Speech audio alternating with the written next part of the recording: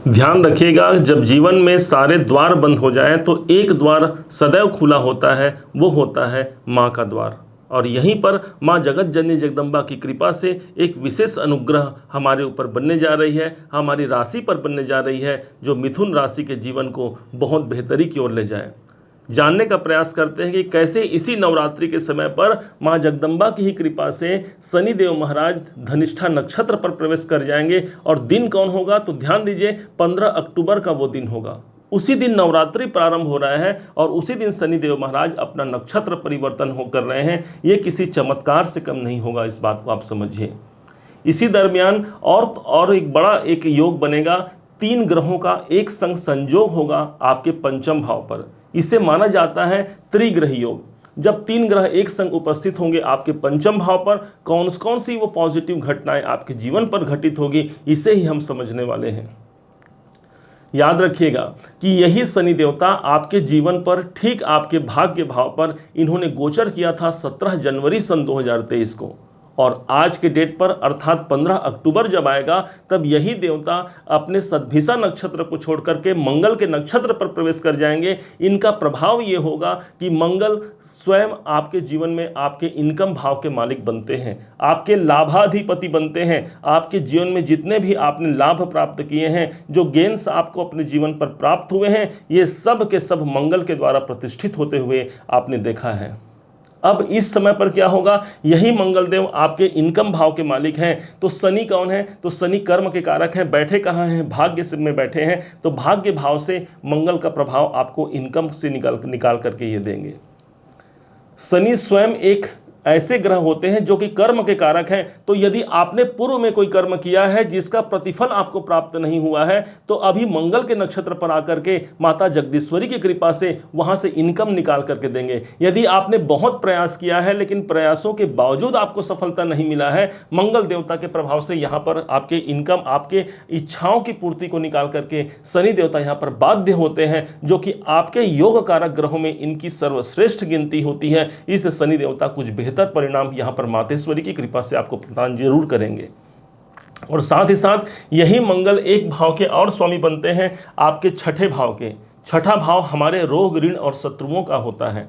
शनि का प्रभाव जब इस स्थान पर आ जाए, ध्यान दीजिएगा, हमने बार बार आप सबको कहा था इसके पहले के वीडियो में भी कि शनि आपके योग कारक होते हैं और इस कारण से इनका प्रभाव कभी भी आपके लिए अशुभ या खराब नहीं हो सकता। शनि सदैव आपके लिए शुभ कारक होते हैं और ये जो नक्षत्र परिवर्तन करके आपके रोग, ऋण और शत्रुओं में कमी लाने का एक बहुत अच्छा संयोग इसे आप मान सकते हैं। और यही नहीं, इसी टाइम पीरियड पर एक बहुत अद्भुत घटना घटेगी, त्रिग्रह योग। हम आपको एक उपाय भी बताएंगे वीडियो में, जो जिस उपाय को करके आप अपने जीवन में जो पहले से कोई परेशानी चल रही है, इसी नवरात्रि के समय पर कैसे उस उपाय के द्वारा आपका जीवन बेहतरी की ओर आगे बढ़ पाएगा, आप स्वतः अपने जीवन पर इसे उतार करके देखिएगा। सूर्य देवता जो आपके पराक्रम भाव के मालिक बनते हैं, वो आपके पंचम भाव पर नीच के हो जाते हैं। जैसे ही 17 अक्टूबर का वो दिन आता है, वैसे ही नीच के हो गए, 16 नवंबर तक रहेंगे। लेकिन मातेश्वरी की कृपा तो देखिए, इन्हीं सूर्य को जो सारे जगत को प्रकाशित करने वाले हैं, इनको बल देने के लिए इन्होंने शक्ति स्वरूपा माँ जगदम्बा ने मंगल को यहाँ पर भेज दिया। अर्थात मंगल भी यहाँ पर ठीक 3 अक्टूबर से पहले से ही अपने राजा के स्वागत पर खड़े हैं। आप ये जानिए, मानिए कि सूर्य और मंगल की यहाँ पर युति हो गई। सूर्य कौन है, तो सूर्य राजा है। मंगल कौन है, तो मंगल सेनापति है। 2 ग्रहों का एक संग आपके इसी भाव पर, आपके पंचम भाव पर उपस्थित होना किसी एक विशेष अनुभूति को और आपको ले जा सकता है। इस बात को आप समझिएगा। यही नहीं, जो आपके अपने राशि के स्वामी बनते हैं, यही बनते हैं बुध देव। जैसे ही 18 अक्टूबर का योग समय आएगा, जैसे ही नवरात्रि का ही समय रहेगा, इसी दरमियान ये बुध देवता भी आपके ठीक पंचम भाव पर चले जाएंगे। मानो एक राजा को एक सहयोग मिल गया अपने सेनापति मंगल का, अपने राजकुमार बुध का सहयोग मिल गया। आप स्वतः विचार कीजिए, इतना सुंदर संयोग आपके जीवन पर कैसे आपके जीवन में एक अच्छा उन्नति का अवसर नहीं देगा। प्रभाव क्या होगा, पंचम भाव की जागृति होगी। यदि आप शिक्षा प्राप्त करते हैं, यदि आप विद्यार्थी हैं, तो ये समझिए इस समय पर आपके सारे साहस, ऊर्जा, क्षमता और बुद्धिमता, ये सब एक हमारे विद्या प्राप्ति की ओर अग्रसित होगा। और यही नहीं, परिणाम भी आपको शुभ प्राप्त होंगे। दूसरी ओर यदि आप शेयर मार्केट में पैसा लगाए हुए हैं या कि कोई भी ऐसा धन का कार्य करते हैं, यहाँ पर भी आपको लाभ मिलने की संभावना सर्वाधिक बनती है। संतान संबंधी कोई चिंता बनी हुई है, संतान संबंधी कोई बाधाएं बनी हुई हैं, तो याद रखिएगा वो जगदीश्वरी हैं और उनकी कृपा इस समय पर आपके संतान देने के लिए यहाँ पर सबसे ज़्यादा प्रभावी है। इस बात को भी समझिएगा। एक बालक जब रोता है, सबको रो रो करके पुकारता है, माँ देखती है, माँ कुछ काम करती रहती है। अपने बच्चे को शांत कराने के लिए वो कुछ खिलौने ला करके बच्चे के पास छोड़ देती है और चली जाती है काम करने के लिए।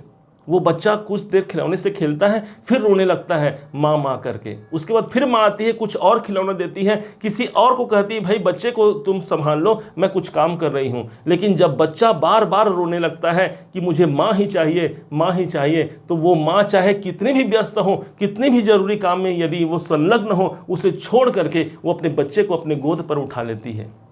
यही तो है माँ जगदीश्वरी की कृपा, और यही कृपा आपके जीवन पर ठीक पंचम भाव पर है। आप ये जानिए, ये स्थान हमारे संतान का है, ये स्थान संतान को प्रदर्शित करता है, और वो जगदीश्वरी हमारी माँ है। इस कारण से इस समय पर कुछ बहुत अच्छे परिणाम मिल सकते हैं। यदि आप प्रेम संबंधों में हैं, यदि आप अपने जीवन साथी या जीवन संगिनी से किसी कारण से कोई मनमुटाव की स्थिति चल रही है, यहाँ पर शक्ति आ गई है। आप ये मानिए, शक्ति का दूसरा नाम मंगल होता है और शक्ति का प्रथम नाम एकमात्र जगदीश्वरी होती है। इस बात को कभी मत भूलिएगा। इसीलिए माता जी को क्या कहा गया है, या देवी सर्वभूतेषु शक्ति रूपेण संस्थिता, नमस्तस्यै नमस्तस्यै नमस्तस्यै नमो नमः। हे मातेश्वरी, मेरे जीवन में आप शक्ति का संचार कीजिए। और वो जब शक्ति का संचार करती है, कैसे जीवन को खराब कर सकती है। इनकी दृष्टि सीधे इनकम भाव पर आ रही है। 3 ग्रहों की जो त्रिग्रही योग है, इनकी दृष्टि आपके इनकम भाव पर आएगी, अर्थात इनकम को भी यहाँ पर बढ़ावा मिलेगा। साथ ही साथ यही सूर्य भगवान आपके जीवन पे, ये आपके तीसरे घर के स्वामी, मतलब साहस पराक्रम की तो वृद्धि हो गई। बुध को देखा जाए तो बुध को हमने कहा आपके अपने राशि के स्वामी हैं, और ये पंचम पे जा रहे हैं। ज्योतिष की एक मान्यता है, जब केंद्र के स्वामी त्रिकोण में जाएं या त्रिकोण के स्वामी त्रिकोण में जाएं, ये एक बहुत अच्छा राजयोग की स्थिति बनती है। शायद इस टाइम पर माँ जगदीश्वरी की ही कृपा से एक सुंदर राजयोग का संचार हमारे जीवन पर हम प्रदर्शित होते हुए देख सकते हैं। इस बात को आप समझिए। इसी दरमियान पर कौन से वो उपाय हैं, कौन से वो कार्य हैं, कैसे हम मातेश्वरी की कृपा को प्राप्त करके अपने जीवन को श्रेष्ठ बना सकते हैं, इस पर आपको ध्यान देने की आवश्यकता है।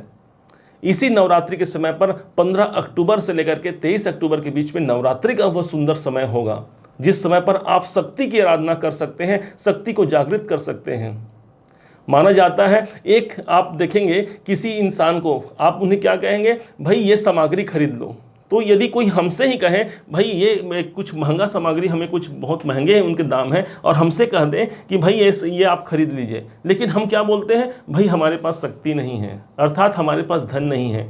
एक बूढ़े व्यक्ति को कहा जाए कि भैया आप ये सामान उठा करके रख दो, तो बूढ़ा इंसान क्या कहेगा, भाई मेरे पास शक्ति नहीं है।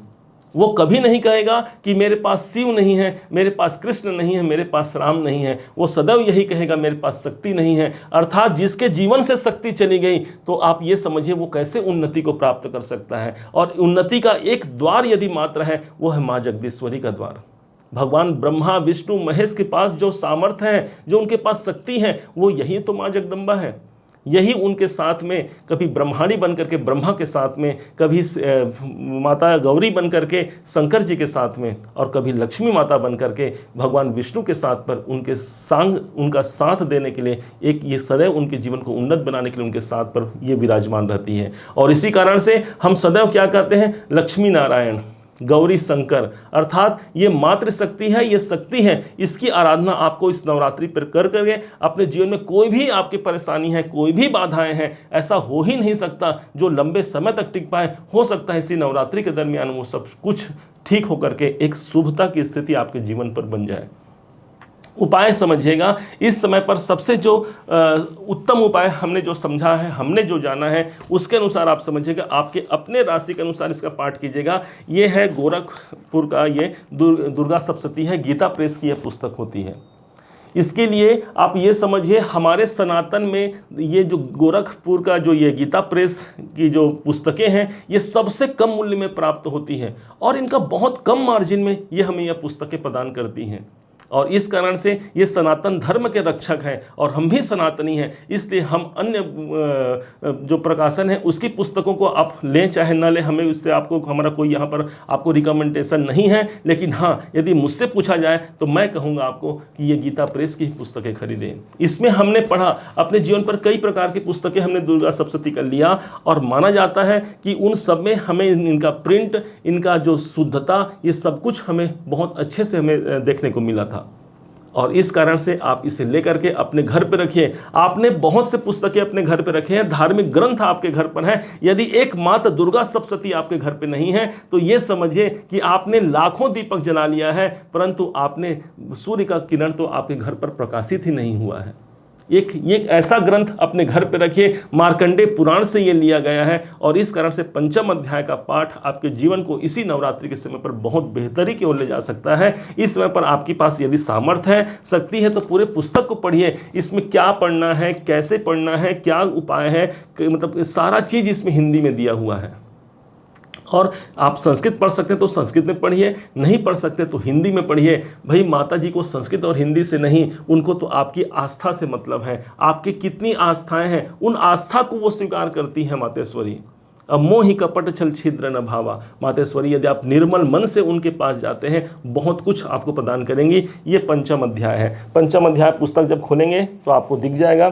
इसमें सबसे पहले आपको विनियोग नजर आएगा, फिर ध्यान होगा, उसके बाद फिर ओम ऋषि रुवाच करके फिर आगे की पाठ प्रारंभ होती है। बहुत ही महत्वपूर्ण है, जिसमें सबसे पहले आपको विनियोग करना होगा। अपने हाथ में जल उठा करके एक आचमनी ले लीजिए, तांबे का पात्र यूज़ कीजिए। एक लोटा यदि लेते हैं आप पूजा के सामग्री में, सिर्फ तांबा लीजिए, पीतल का लीजिए या कांसे का लीजिए, ये सर्वाधिक उत्तम और शुद्ध माना गया है। जल थोड़ा सा लेकर के विनियोग मंत्र आपको सबसे पहले पढ़ना है। जैसे कि आपको कुछ पढ़ के सुनाते हैं। ओम अस्य श्री उत्तर चरित्रस्य रुद्र ऋषि महासरस्वती देवता अनुष्टुप छंद भीम शक्ति भ्रामरी बीजम सूर्यस्तत्वम सामवेद स्वरूपम महासरस्वती प्रत्यर्थे उत्तर चरित्र पाठे विनियोग।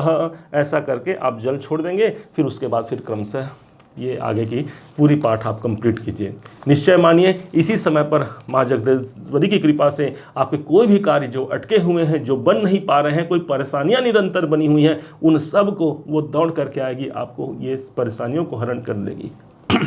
अंतिम में ये जरूर कहिए, आवाहनम न जानामि तवार्चनम पूजाम चैव न जानामि क्षम्यताम परमेश्वरी। हे माता रानी, हे माँ जगदीश्वरी, मुझे मंत्र नहीं आता, मुझे क्रिया नहीं आता, मैं आवाहन करने नहीं जानता, आपका विसर्जन करने नहीं जानता। हे मातेश्वरी, मेरे इसी टूटे फूटे जो मैंने जो पाठ किया है, जो पूजा किया है, इसे आप स्वीकार कीजिए माँ। और मेरे जीवन के जितने भी कष्ट हैं, परेशानी है, इसका आप हरण कीजिए। मत समः पातकी नास्ति पापाग्नि त्वत्समा नहीं एवं ज्ञात्वा महादेवी यथा योग्यम तथा कुरु। हे मातेश्वरी, मेरे समान कोई पापी नहीं है और आपके समान कोई पापों का हनन करने वाली नहीं है, पापों को भस्म करने वाली नहीं है। ऐसा जानकर हे महादेवी, जो मेरे लिए उचित है ऐसा शुभ कार्य मुझे आप प्रदान कीजिए, ऐसा शुभ आशीर्वाद प्रदान कीजिए। मातेश्वरी से की कृपा से कोई भी कार्य आपके ऐसे हो ही नहीं सकते जो पूर्णता की ओर अग्रसित न हो।